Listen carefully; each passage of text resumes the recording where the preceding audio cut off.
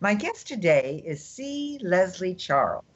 And although the name may not mean anything to you, she's a bit of celebrity in her own right. After the October 1999 release of her sixth book, titled Why Is Everyone So Cranky, she appeared on CBS, NBC, ABC, CNN, Fox, MSNBC, PAX, A&E, and a lot more. Her cranky book, soon to be revised, was featured in nearly 100 newspapers in North America and on the web, and a USA Today cover story. She still receives calls from journalists asking about her book. A professional speaker for nearly 40 years, Leslie is one of those rare individuals who inspires others just by being herself. Since founding her East Lansing based company, Training Works, in 1980, she has made it her mission to help people mobilize their skills and talents in work and their personal lives so they can be happy, healthy, and productive. So, welcome, Leslie. Thank you, Gail. I'm You know, uh, I'm listening to that and going, oh my gosh, that's an awful lot to lay on people. But I appreciate Well, I I appreciate saw the you on the introduction. Today Show. I saw you when you did your book, Why Is Everyone So Cranky, on the Today Show. And I thought, I know her. I know her. And that was really amazing to me because at that time I wasn't doing that much media work. And I just thought it was fabulous. So, and the thing is that you're kind of a chameleon in a lot of ways because, we're talking about living a life full of joy and no regrets. And you have really taken um, a really interesting background and made it something fantastic. I mean, you started out as a two-time high school dropout, a teen bride, a mother turned displaced homemaker with three small children, a 10th grade education, no work experience, and you did phenomenal things. So, kind of take us through that whole transition. Oh boy. Okay. I was a troublesome child. My mother would attest to that. She's still alive. She's 97. She just turned 97 last Oh, month. wow.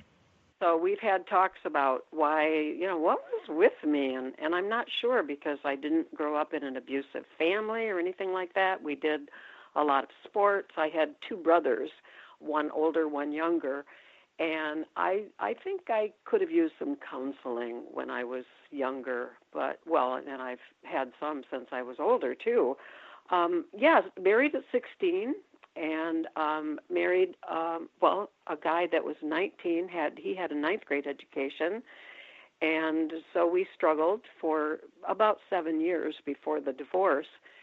And here I was with three kids, and seriously, the only jobs that I had had besides cleaning people's houses was delivering telegrams around Lansing, which I still live in my hometown area. One day when there was a huge amount of telegrams that had to be delivered because I knew my geography. And the second one was sitting for 2 days counting cars on a corner where a gas station had been proposed, and it got built. So I wasn't exactly cut out for any kind of career. I worked as a secretary for 2.5 years and did what one might call creative resume development. That is, I lied about my high school, kind of didn't put it on there. And it wasn't until one night, and those moments when life sucks and then you die kind of thing. I was having a crisis, and all of a sudden I realized I've got to do something with my life. And what I really wanted was an education. So I quit my job. I got my GED, and then I quit my job and went on welfare for 2 years so I could go to school at Lansing Community College, and that's where the ship of state began to turn around. Well, you also just received a Most Distinguished Alumni Award from Lansing Community College. Then you got an Outstanding Alumni Award from Michigan State for Communication Arts. And then you got an award from the National Speakers Association of Michigan with the Leslie Charles Leadership Award, and you got two communication awards from Toastmasters. So you have done okay, and you've written now what, 6 or 7 books? How many now? 7. I've Seven books. written 7, and I'm working on a new one. I decided that I'm not quite ready to take on the Why Is Everyone So Cranky again quite yet, but I'm writing a book for women. That's fantastic. And it's what's great about Leslie is the fact that she always talks about what is possible in harnessing human potential. She offers ideas with disarming blends of humility and confidence because she knows they work. And she practices what she teaches. She loves encouraging people to live happier, healthier lives with less stress and hassle. And, whether you read her words in her books or you hear her speak, people really love your authenticity, your wisdom, your wittiness, and your common sense approach for handling life's challenges. So, give us an idea of the kind of messages that you kind of put out there for people. Well, I try to keep them simple, and one of the things as you were talking about me and some of my examples, I tell people I'm a good bad example. I If love I can that. do it, you can do it. And part of it is making decisions. I remember right after that night of my sort of light bulb moment, and I did a little bit of journaling. I've been journaling since, I don't know, 1966, not every day, but quite faithfully. And I remember realizing, number one, I am responsible for the choices I make, whether they're good or bad. And the fact that I also have re-choices, I mean, that's not really a word, but I can make new choices as I go along. And those are 2 steps. And then the third step was I need to take action. And that's what I've kind of lived by ever since, when I've gotten into a challenge or a hardship or a loss. And sometimes it takes a while to rally all 3 of those components, but that's basically what it takes. Well, I know your motto is you are the key to your success. So you really don't suffer any fools. In other words, people can't come up to you and say this, that, the other, and then say, but no one can help me and I've got nobody to go back to or to depend on. You really say you've got to do it on your own. I mean, you certainly can have help, and there are certainly organizations that can spur you on, but you believe that people need to take their destiny into their own hands. We do, and I'm certainly not pretending that it's easy. I'm not pretending that it happens overnight. It's a series of sometimes slogging through a day, a week, a month. Some of my losses include um, my youngest son was killed in a work accident in 1984. And it's kind of odd that, I woke up the day after I knew Robbie had died. We're getting ready for the funeral. In the morning of the funeral, I didn't know that grief hurts physically. I had never experienced it before. And I laid in bed and I thought, oh my God, I just want to die too. And that was the first thought that went through my head. And the second one was, I can make it through this day. And my third thought was, oh my God, positive thinking has become a habit. So I tell people, what you want to do is practice being your own best motivator. It's like people go, yeah, motivation's great, but it doesn't last. Well, neither does a good meal. That's We so have to feed true. ourselves. Yeah. So being your own self-motivator is like nourishing your spirit and nourishing your mind and body. And so you have to practice before the bad stuff happens. Otherwise, you're going to be left in the lurch. And that's one of the principles I try to get through to people. These are good ideas and they require practice. It's funny because my older son, who also passed away, um, came in one day, plopped himself down on the couch and said, "Mom, motivate me." And I looked at him and I said, "Nobody can motivate you but yourself."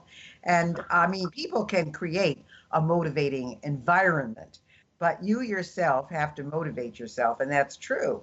And but you also do a lot of interesting things, Leslie, in your spare time. You like yoga, you like walking, kayaking, and you also create inspirational jewelry, and that means that you have personalized pieces that come with original poems, stories, and gift cards. I will bet when people get something like that, they are just blown away.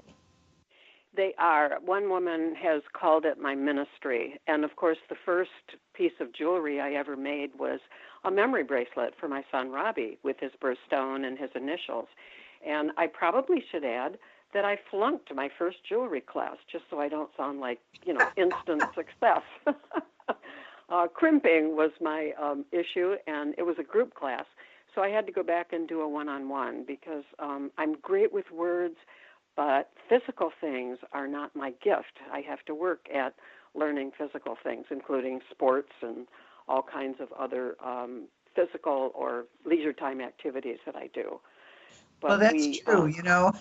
I have to say, my husband was a contractor, so there wasn't anything he really couldn't fix. And of course, hmm when he passed away, I was left with, you got to do it. So yeah, what I do is, now it doesn't always work, but what I do is I stop and I say, okay, what would Norm do? know, aw. because I try to think like he would think. Now, it does not work 99% of the time, but I can tell you that I certainly understand what you're saying there, because mine is definitely a more of a brain thing than it is a hand thing. Absolutely. Well, and I've learned to read manuals. What a concept. Well, and that's something a lot of men don't do. They don't want to know about manuals. They want to know, they just want to put it together. I will say he was pretty good about reading manuals, because I think he knew how important everything was and he didn't want to break anything. But yeah, that's true. Manuals are important. Yeah. But you said that you don't do things naturally, your sports activities and so forth. But I know for a fact, because I was with you when the summer you won it, you hold a world record in something called the sport of disc golf. Yes. And it's not known, but it is an international sport. And you play weekly with a local women's league. So, how come in a place like Lansing, with a sport that is not very well known, there is disc golf? Michigan is huge in the sport, and we probably we have well over 100 courses, and there are special courses. And if no one knows what disc golf or frisbee, it's sometimes called frisbee golf. It you throw discs, kind of like golf. Well, many of the holes are three par, and only you throw into a basket.